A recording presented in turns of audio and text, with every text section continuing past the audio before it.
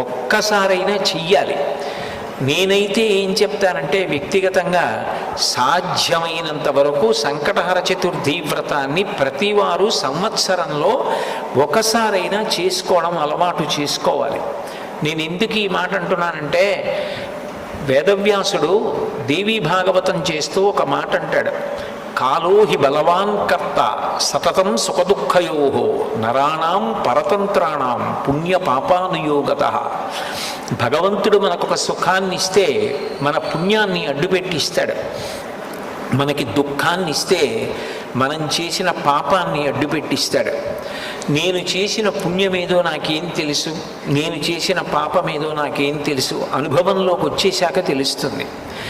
అది అనుభవంలోకి వచ్చేసి సంకటం ఏర్పడిపోయిన తరువాత పరుగులు తీసే కన్నా అటువంటి సంకట స్థితి రాకుండా ముందే సంకటహర